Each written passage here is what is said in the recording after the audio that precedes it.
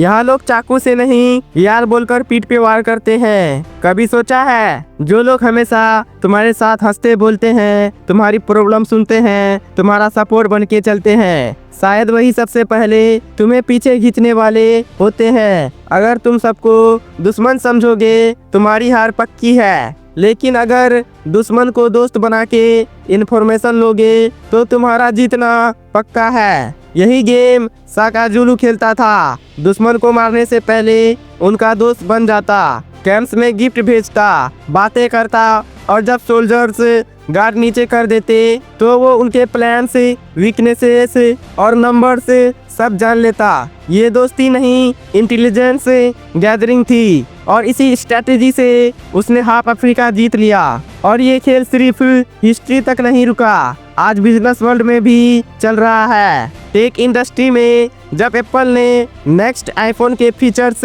छुपाए, सैमसंग ने पार्टनरशिप के नाम पे सप्लायर्स द्वारा दोस्त बन के स्क्रीन साइज, बैटरी पावर और नोच डिजाइन सब इंफॉर्मेशन निकाल ली। आईफोन से पहले वैसे फीचर्स के साथ फोन लॉन्च कर दिया। ये कंपटीशन नहीं, स्ट्रेटेजी की फ्रेंडशिप थी। और क्लासिक बेट्रियल का सबसे बड़ा एग्जाम्पल भी यही फॉर्मूला फॉलो करता है। लोग इट टू ब्रूटूस बोलते हैं, पर हिस्टोरियंस के अकॉर्डिंग जूलियस सीजर की मौत का असली मास्टरमाइंड मार्कस ब्रूटूस नहीं बल्कि डेसिमस ब्रूटूस था। वही डेसिमस जिसे सीजर दोस्त और एडवाइजर समझता था। दुश्मन अटैक नहीं कर पा रहे थे तो डेसिमस ने रूटीन और गार्ड टाइमिंग से दोस्ती के नाम पे निकाल ली, और एक दिन सीजर को बोला आज गार्ड्स की जरूरत नहीं, सब सेफ है। उस दिन चाकू दुश्मन ने चलाया पर मौका दोस्त ने बनाया।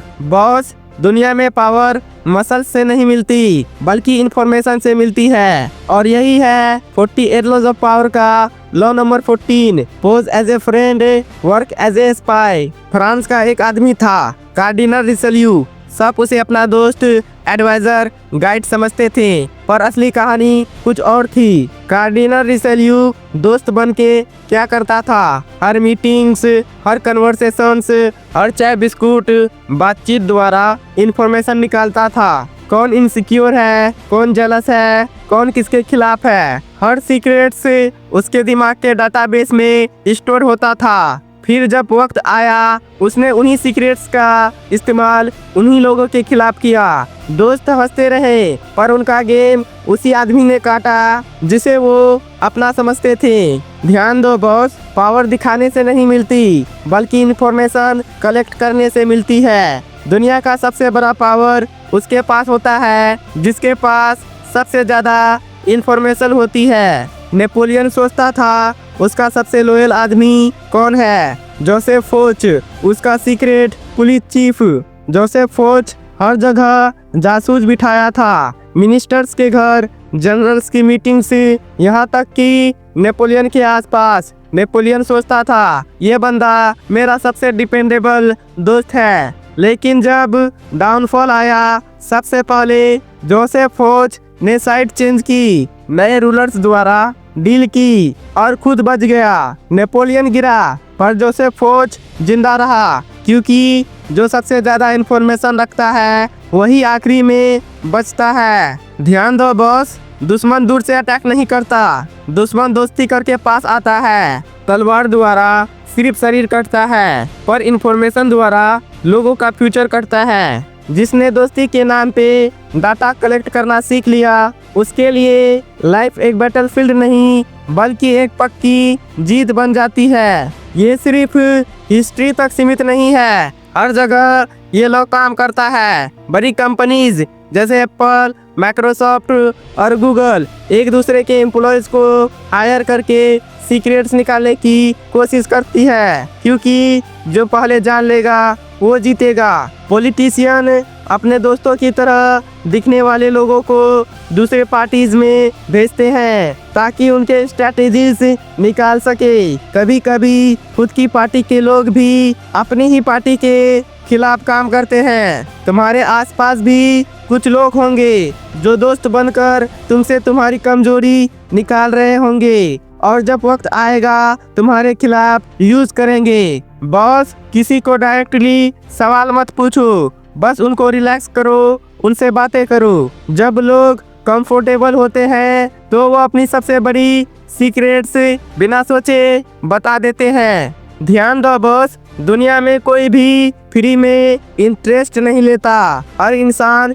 इंफॉर्मेशन के लिए ही क्लोज आता है। लोगों के सामने दोस्त बनो पर अंदर से जासूस बन के रहो। यही खेल दुनिया को चलाता है और यही खेल पावर तुम्हारे हाथ में लाता है। थोड़ा चुप रहो, थोड़ा मिस्टीरियस बनो और थोड़ा ऑब्जर्व करो, क्योंकि जो सबसे ज्यादा बोलता है वो अपनी कमजोरियां सबको बता रहा होता है। तुम दूसरों से बातें निकालने की आदत डालो पर खुद कम बोलो। ऑफिस का वो कलीग जो हमेशा पूछता है, ब्रो इतना वर्क फास्ट कैसे हो जाता है तेरा, वो सीख नहीं रहा, मैपिंग कर रहा है। ग्रुप का वो फ्रेंड जो बोलता तू आइडिया बता, मैं एग्जीक्यूशन हैंडल करता हूँ। बॉस, वो एग्जीक्यूशन नहीं बल्कि आइडिया एक्सट्रैक्ट करता है। रिलेशनशिप में वो पार्टनर जो हर वीकनेसेस जानना चाहता है। ब्रेकअप के बाद वही वीकनेसेस तलवार बन जाती है। रियलिटी सिंपल है,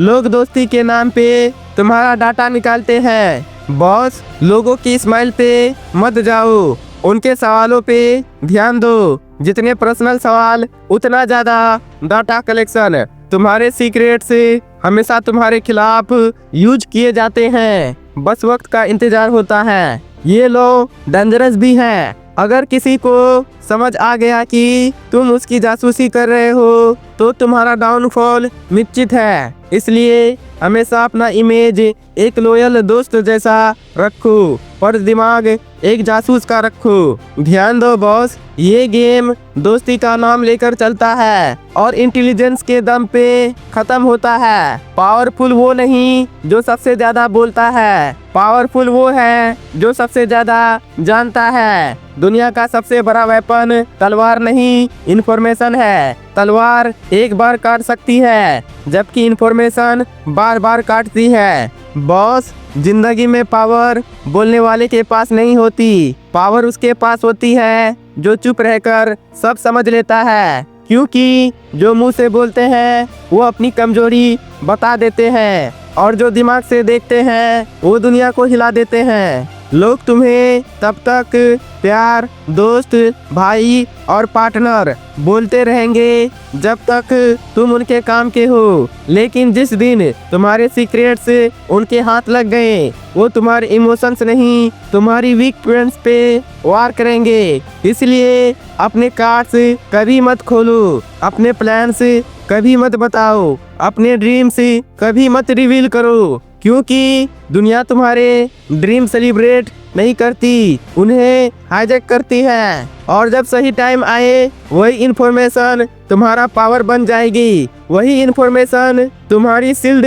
बन जाएगी और वही इंफॉर्मेशन तुम्हारा जीत का हथियार बन जाएगी। एक दिन दुनिया तुम्हारे सामने एक्स्ट्रा स्वीट बनेगी, एक्स्ट्रा केयरिंग बनेगी और एक्स्ट्रा फ्रेंडली बनेगी। तब समझ जाना कोई तुम्हारा डाटा एक्सट्रैक्ट कर रहा है। ध्यान दो बॉस, जिंदगी में दुश्मन वो नहीं होता जो सामने लड़ता है, दुश्मन वो होता है जो तुम्हारी बात सुनकर तुम्हारे ऊपर वार करता है। दोस्त बन के इन्फॉर्मेशन लो पर कभी इन्फॉर्मेशन मत दो, क्योंकि जो दोस्ती के नाम पे इन्फॉर्मेशन लेता है वो किंग बनता है और जो इमोशंस के नाम पे इन्फॉर्मेशन देता है वो सैक्रिफाइस बनता है।